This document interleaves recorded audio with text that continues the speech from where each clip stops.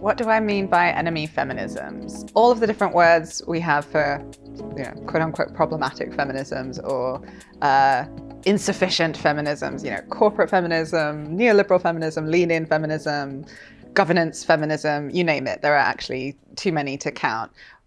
We're not necessarily always being heard in all conversations as a form of coherent ideology and practice that is not simply a variation on a theme with some sort of problems that we could fix by adding more intersectionality or expanding the tent or something like this, but are actually internally coherent, like I say, but literally antagonistic to what we, as sort of anti-capitalist left feminists, want to struggle for. So it's not so much a kind of dismissal of the types of conversations that have been had for a very long time. In fact, arguably, a conversation about white feminism has actually been happening since 1851 in the United States. And the question, ain't I a woman, or what you mean we white girl, has been an ongoing theme of kind of feminist debate and internal conflict for the last 150 years at least. There is something that sometimes falls out of the conversations, and that's not the fault of the wonderful authors who've been trying to draw attention to, white feminist logics. I realized that for me, something slightly stronger had to be said to really ram it into our heads that feminism is an extremely strange inheritance with duality and contradiction written right into it in its birth. I think it's extremely fascinating that the opening words of Western feminism have completely opposite definitions of what feminism is. Mary Wollstonecraft says that feminism is about elevating the status of mother within the private nuclear household without having to change necessarily all that much more about the world. And you endow her with education and rationality and a kind of humanity and personhood that comes with a proprietary relationship to children, and therefore also the future of the nation and the fortunes of the British Empire. And this, to her, is what feminism is. It's, raise up mother. And a few years later, the word feminism gets invented in the West by a French utopian socialist called Charles Fourier. And he says that feminism is the literal opposite. It's the insurgency of women and children against the private nuclear household. It's the abolition of the family. It's the communization of care.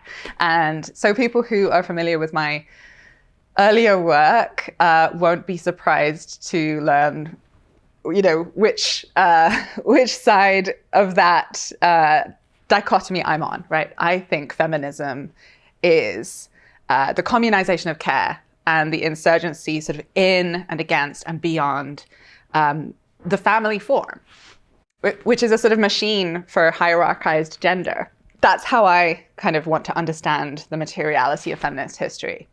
But unless we see both of those, and they're both feminism, I think it's extremely difficult to say Mary Wollstonecraft's not part of feminism. I mean, we can do that if you want. I'm sitting with this kind of contradictory set of imperatives that we have in our movements where people want to say, that's not real feminism, that's not real feminism.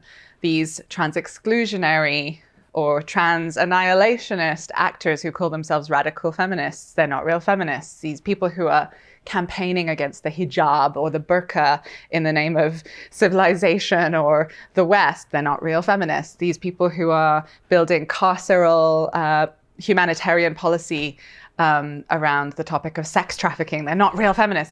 And I get why we do that, right? It's also got merits, that strategy, because when we say those things, we're saying of the people with the pro-woman politics in question that they're not our people, and we're letting their targets know that we have their backs. And that's really not to be sniffed at. But I think in terms of anti-fascist strategy, there is something a little unsatisfying about that. It doesn't get us into the complexity of our inheritances, where liberalism and fascism are actually intertwined in very uncomfortable ways. And we are the inheritors of those legacies, in which, from Mary Wollstonecraft onward, who supplies all kinds of, quite imperialistic sorts of logics in her definitions of womanhood and what it is, what it needs,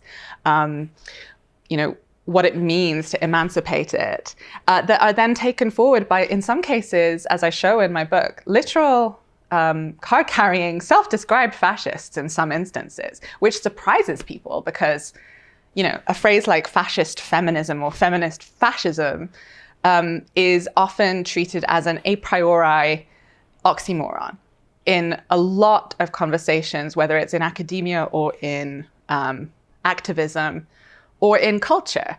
That's a category that cannot exist, right, in our inquiries into things. In fact, you sometimes find liberal feminist historians who are tying themselves into knots or bending over backwards to look at something that essentially shows us feminisms that are merging with fascisms, and feminists who are experiencing their feminism as radicalized, deepened, and potentialized in fascist organizations and through fascist modes of thought.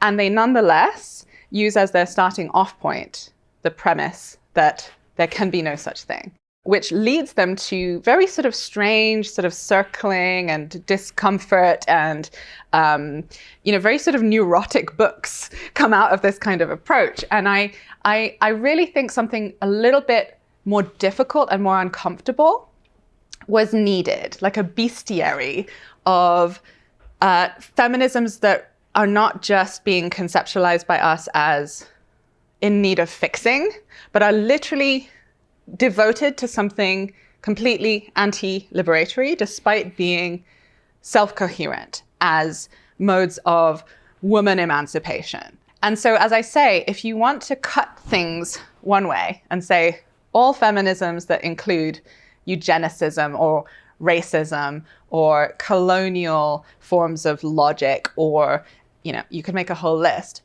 do not count, right? And in a sense, that's kind of what we're saying when we say classically on our placards, our feminism will be intersectional or it will be bullshit or whatever. I think we're sometimes saying whatever it is, I don't really care what it is, but it's bullshit. And I'm not saying it's a sort of strategic, massive error to do this, but I do think we miss an opportunity to understand that actually, if we carry that through, then all of the canon of feminism, implodes. Like you can't have Susan B. Anthony if you're applying this logic of, that feminism must be, X, Y, and Z in order to count. You can't have Millicent Fawcett. You can't have all kinds of people, essentially. And that's fine in a sense because everybody is imperfect. And this is not a call, in a sense, to cancel, right? Very much the opposite in a paradoxical way. I think what I'm trying to show is that we can't rest easy on the construct feminism as a synonym of good politics or of something moral. It is not an unequivocal sort of good object. Materially, we in the West receive feminism as something that's almost come to the end of history. Like, in fact, some liberal feminist historians are openly now saying that in the same way that Thomas Jefferson proposed, we are all Federalists, we are all Republicans, that we are all feminists in the United States, whether we're Republican or Democratic, because of a certain emptying out of the content of feminism to mean, something extremely unthreatening to the status quo. And in that sense, I've had to reflect really hard on my relationship to this term, and I've been very conscious that some of my favorites in history, like Emma Goldman and Alexandra Kollontai, who I have, quite a bit of disagreement with on certain things, like everyone, right? Goldman too. But they would both have been very irritated to know that people were using the word feminist to celebrate them, because they had no use for this word. For them, it meant bourgeois suffragism.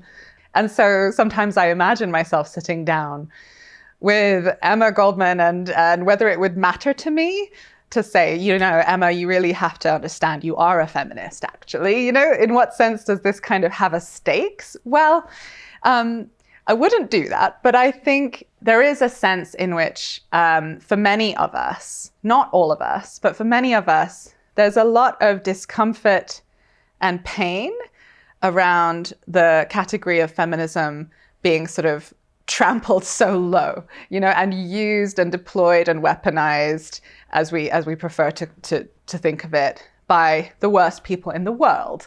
And so the grammar we use in response to this kind of distressing situation is usually a grammar of association. So it's very linked to the "that's not real feminism" psychological move when we say, oh, look at this. This feminism has been weaponized by, instrumentalized by, or duped into, or co-opted by, or we say that a certain kind of feminism is at best or at most complicit in the really actually bad thing, which therefore, by implication, is not at all feminist. And the feminism also stays kind of discrete from the baddies. I don't think this works either as a question of historical accuracy or for, as I say, anti-fascist purposes. I also would go so far as to say that it's a feminist epistemic move to insist that actually feminism is a historic force powerful enough and significant enough to have blood on its hands, and that it was forged in the crucible of empire and capital accumulation, and therefore is obviously marked by those things, has, ontologies, if you like, of sex that are baked through with sort of racial coding and colonial coding and what Emma Heaney calls cisness, which is in fact a sort of technology of racialization and colonial sort of naturalization of assigned sex. And you can't take out the whiteness, if you like, from this ideology and practice without losing the shape of the thing. You've not got something left. I think the fantasy in some of the conversations around white feminism, not in the books so much as the conversation that has ensued, has been that we can just maybe apologize for the white part in white feminism and then sort of have feminism back as a nice thing.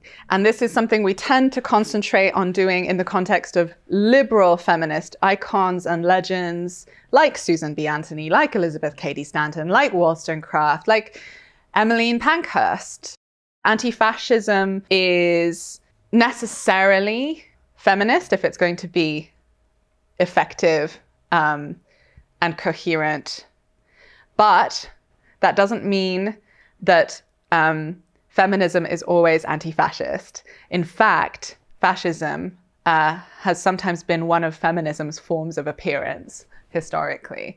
And I think we have to have that neglected counter-thesis brought back in order for us to really understand fascism as something that doesn't simply just arrive fully formed with a totalitarian state apparatus in the shape of people who look and seem nothing like us, but in fact sort of runs through liberal democracies and is midwifed into its concrete manifestations significantly by liberalism and by liberal feminists even, time and time again.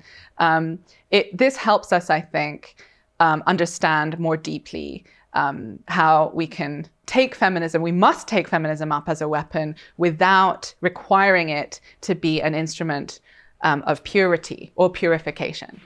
You can have an impulse towards a systematic analysis. Something's really wrong with gendered life. Something that, liberal humanism as we know it probably can't solve.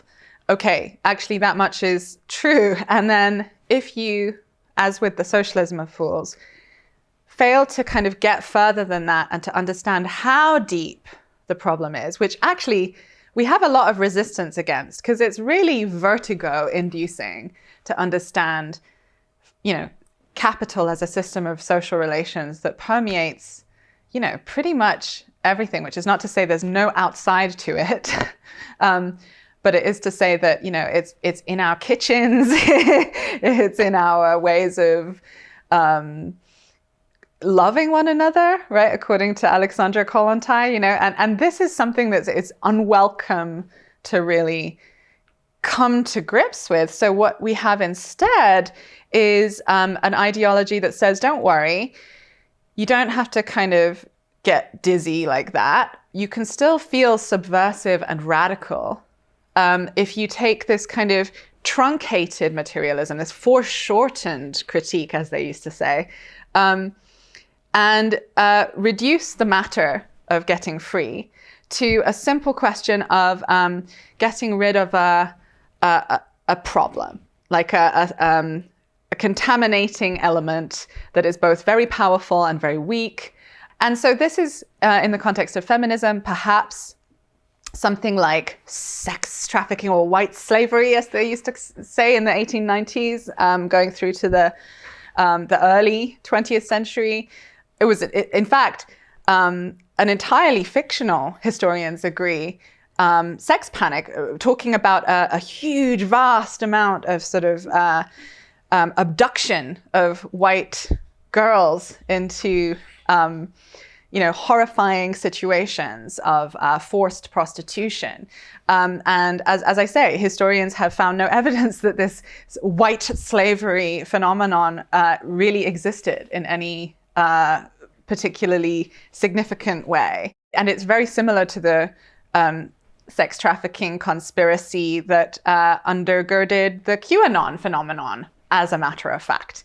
And it enabled a bunch of literal anti-Semitism and also a sort of structural anti-Semitism, by which I mean a conspiracist kind of ideology that doesn't necessarily actually have to talk about literal Jewish, people, but has the same kind of idea that there is a shadowy fifth column, sort of undermining national harmony from within. And this is, I think, a pretty interesting way in to understanding how feminism might go wrong, not just a little bit, but literally, to the point of being an antagonist of the feminism of, care communization, as I would probably name my anti-fascist faction in history. Over the last 10 years, we've seen things like Trump's ex-wife, Ivana Trump, saying that, Donald Trump loves women. Ivanka, the daughter, said that he literally is a feminist. All of these things are objects of great mirth in the liberal media and, society. And yet I kind of wonder what it really means to be so sure that there is sort of, so obviously nothing feminist about the rapist in chief occupying the US presidency and all of the policies he's unleashing on the country, when indeed many of the vocabularies, policy frameworks, and moral alibis for the anti-trans assault on trans life has been provided since 1980, which is quite a long time ago, by people with strong and undeniable roots in women's liberationism. I'm not saying this to be edgy. I truly think there's something to try and get our heads around about the possibility that right-wing nationalism and indeed racism paradoxically is sometimes a patriarchal form of feminism. This goes right through the country's history in terms of lynching politics, in terms of the pretexts as we sometimes frame it. I would suggest, sexual logic permeating a certain kind of racial terror in this country.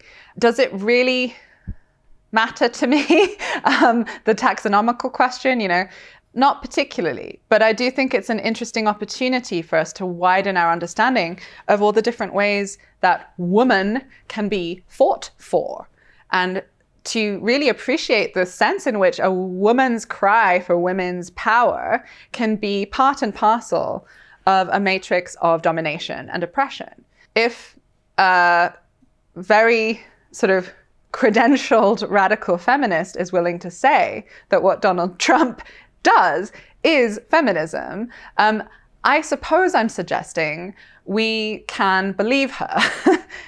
Certainly, this doesn't really seem to get us very far to say that's not real feminism, that's not real feminism. It's not the sort of strategic priority, but I do think there is an imaginative deficit involved if we're not able to say, as anti-fascists, yep, organized womanhood has fought for that for 200 years, has fought for things like that, has fought as a counter-revolution internal to feminism, to re-entrench care within the private nuclear household, to re-ontologize sex as assigned, in reaction to an efflorescence of what Emma Heaney calls feminism against cisness.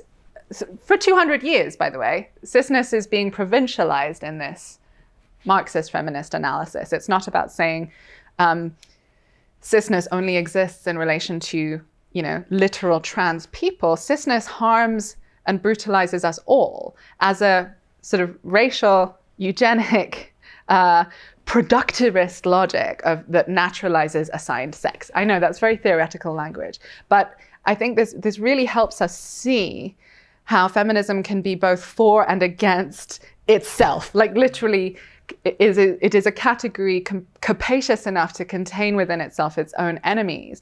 And that's perhaps, I'm arguing, because of the structural incoherence of gender in the first place. It's a clusterfuck of a material category. You can sincerely and coherently build things on top of gender to fix it or emancipate the victims of it that are completely opposite projects in the world. A nationalism of sex that turfism, or as they like to call it, gender critical or sex-based rights feminism represents. They are hungering for a kind of absorption of their suffering-based womanhood into the state. This is why, according to the theorist Alexander Stoffel, it is a kind of nationalism in its structure. I also think that it's visible in feminism's historic record again and again that these forms of female cultural nationalism or sex nationalistic impulses in feminism follow on from breakthroughs in a more utopian and open to danger kind of feminism, a feminism that has space for insisting on a kind of collective birthright to pleasureful danger in the present, pending the fall of patriarchy. But that's another question. But you can see the motion in the backlash, in the counter-revolution, to say, no, womanhood is a territory that needs strong borders, that is a terrain of innocence, and requires safety at the expense of absolutely, basically everything. And any kind of orientation to the materiality of gender in the present that is open to mess and pleasure is a kind of frivolous at best and actually treacherous at worst sort of orientation while the bodies of women are piling up. This is a kind of notion that I think underwrites the Brexit of feminism that turfism represents. It's a sense that what we need above all is to stop the flows to sort of make womanhood, an island separated from the continental Europe of the rest of humanity, and stop the boats, stop the sort of refugees or asylum seekers of gender, trans people, from messing with our society, and allow us to sort of enjoy, and I mean us here extremely loosely, trying to paraphrase the seduction here, we can enjoy a definition of womanhood that is, simple again, in a narrative that pretends completely fallaciously that there was once a time, when there were only two sexes and everybody knew what a woman was, right? There literally has never been such a time. And feminism has never needed a definition of woman to proceed. This is a total kind of lie, actually, that our alt-right and far-right enemies are telling in the present, to great effect, unfortunately. They go around thinking it's some kind of gotcha to say, oh, can you define woman? Oh, you can't even define woman. And the correct answer to that, in my view, is of course we can't. No shit, Feminism has never been about defining women, and it has never needed to in order to proceed with great force and fury in the communization of care. Because, in fact, there are plenty of concepts in the world that we can't define and which work nonetheless. And so we shouldn't be afraid, I think, of owning that kind of anti-fascist agnosticism, I would almost say. There is something profoundly beautiful and attractive, and perhaps we should turn it into a form of eros to say, we are open to and committed to a sort of anti-fascist uncertainty about what we might one day become, and even what we are in the present, which might be changing from day to day or even from hour to hour, because you know what? Sex is not cis, and it is relational. And there has always been, for example, the availability of masculine priority to bourgeois cis women, usually white, in certain situations. Arguably, so Emma Heaney, once again, is the person who supplies some of these ideas in my book. There is something, female about one person in a boardroom, and then something male about her a few hours later in a different context. We don't need to separate sex and gender. We don't need a concept of gender, actually, to understand how sexual difference can be thought and appreciated and analyzed, in the present, in a sense that, involves and implicates us all.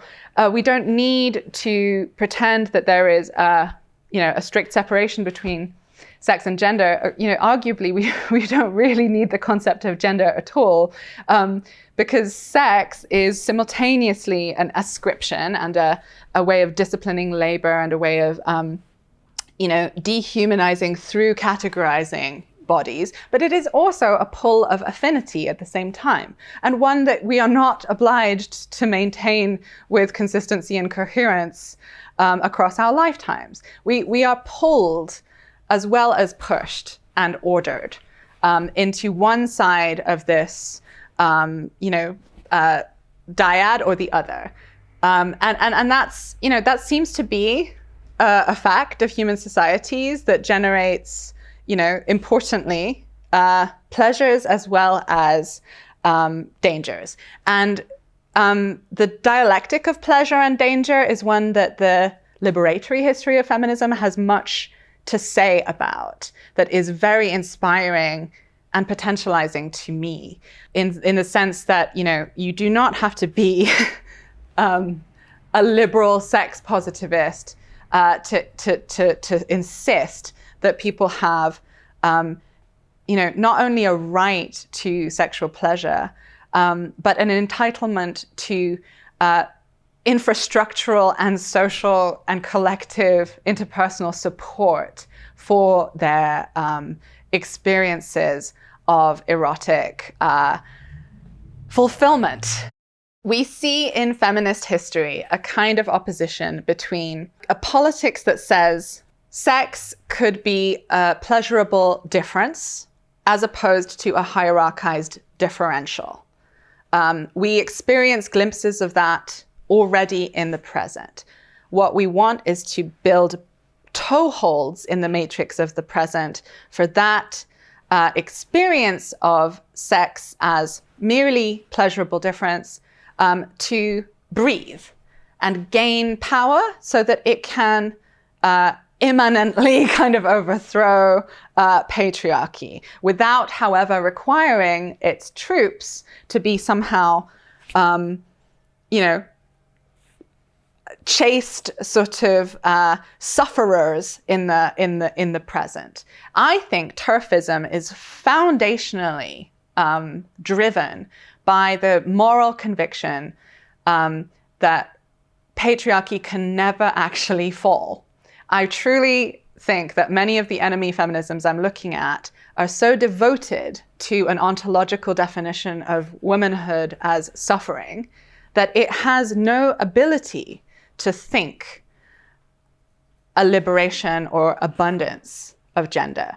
So it's a female cultural nationalism that is a reaction internal to feminism, according to the historian Alice Eccles, who helps us see that the late 60s and early 70s of women's liberationism in the West was far from the sort of uniformly racist, transphobic, bourgeois kind of situation that so many popular narratives seem to unfortunately make it. When the phrase second wave comes around, people seem to mean, something very embarrassing and shameful in history, which I think is a terrible error and a real shame because it actually is ceding so much ground to the reactionary elements who were identified by their sisters as reactionary at the time and who nonetheless were then the ones to write the history of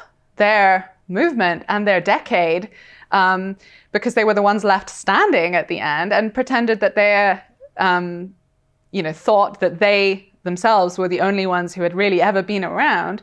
And we compound our defeat as sex radical feminists against cisness by believing them.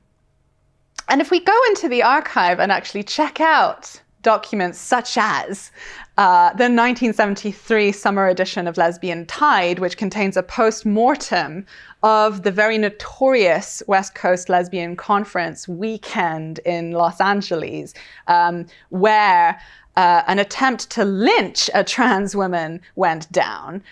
Famously, it's a story that many people are familiar with and has been told and printed and recycled across the internet many, many times. What I think doesn't always emerge from that telling on the trans feminist left is what I found when I read the organizers and participants' accounts of that weekend, which are not at all on the side of the transphobia. And in fact, they not only think that what the celebrity feminist Robin Morgan did when she attempted to stir up a literal physical attack on Beth Elliott, the one of the transsexual women in the movement, the one that they were aware of and targeting, not the only one, which is another kind of mistake that people fall into when they're telling this story. And she was a host, essentially, of the 2,000 women gathered in Los Angeles because she had been on the organizing committee. And she was a folk singer and a performer to entertain the sisters. And Robin Morgan's, really quite fascistic assault on this woman was identified as not just, kind of Nazi by everyone involved. in this post-mortem. They do print Robin Morgan's keynote, but they print it in really small font. And they print Beth Elliott's reflection on what happened, and they print everyone else saying, this is boring. It's not just that they say it's wrong. They are so over the question of trans inclusion in 1973, right? And now we're often told, because of this dynamic in history whereby transness and trans people are constantly reinvented, and Jules Gill-Peterson tells us about this, what structurally the effects of this incessant reinvention and pretense of novelty when it comes to trans existence really serves in liberal democracy. But in 1973, women's liberationists are saying, we have settled this so long ago that our trans sisters are women. I cannot believe Robin Morgan is bringing this up and making an entire conference deal with this for an entire weekend.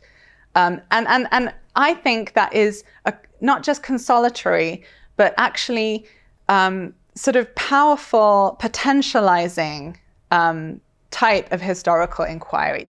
Some examples of inspiring anti-fascist, liberatory, feminist, care communization campaigns could include the practices of different groups of trans sex workers in the United States looking after one another. There's really interesting kind of ways of memorializing these groups going on right now.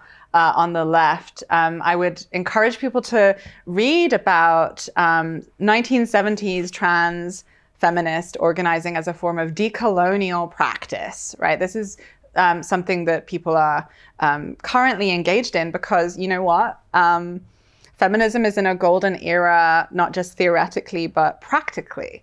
People might be surprised to hear someone talking about enemy feminisms, also saying that feminism is doing great. I don't think feminism needs me to tell it, us, what to do, because the truth is, while a certain high left literary opinion loves to say currently in the 21st century that actually existing feminism is boring right now or unthrilling or perhaps non-existent, the opposite is the case. It's just that a certain kind of analysis has failed to understand what feminism is in the world, doesn't recognize itself, as in the author of these opinions tends to maybe not recognize herself in the abolition feminism and the, DIY trans care communization and the abortion undergrounds that are the cutting edge of feminist insurgency today from below in the feminism against cisness sense. And at the same time, I could mention all kinds of things, such as the women's revolution in northeast Syria or Kurdistan, called Jaineology, Jinjayan Azadi, woman, life, freedom, being the banner under which Kurdish revolutionaries are making ongoing progress every day in their universally supported in their context women's revolution. I keep hearing from people who have come back from these liberated territories and are astonished by the level of universal sort of support, from men, very much for the simultaneously sort of autonomous and gender transcendence oriented practices of Kurdish feminism. I mention that because of this dialectic in feminism between, practices of sort of transcendence of, if you like, the binary and, care for a certain kind of autonomy, a collective autonomy of women, even as you have to keep the other part of the dialectic that is oriented towards perhaps, an eventual letting go of the boundaries of that constituency. We don't know if women is a term we will always have use for. And you need both kinds of threads intertwined, I think, for a care communizational feminism against cisness. And on that note, I'm very inspired by, admittedly small developments, but like the Trans Feminist International that came out of Greece, which was a platform of theoretical invitation, to advance what others are also calling transgender Marxism. People are doing extraordinarily useful, exciting things with social reproduction theory, as Marxists call it, from a trans and decolonial kind of angle. And I am also excited by the Ni Una Menos anti-femicide insurgency that has been replicated in many different parts of the world in a trans-feminist mode. There are also women's strikes, right? The women's strike for Gaza has been one of the more heartening developments of recent years. The theorizing as well as the practices of Palestinian feminists in the Palestinian Feminist Collective, in the Decolonial Feminist Collective on Turtle Island, have been reaching an unprecedented number of people, have been guiding their struggles, and have really been, I think, generatively divesting people from their, vestigial attachment to forms of, liberal feminist world-making that have been a catastrophic failure and demonstrated to be objectively, dead ends.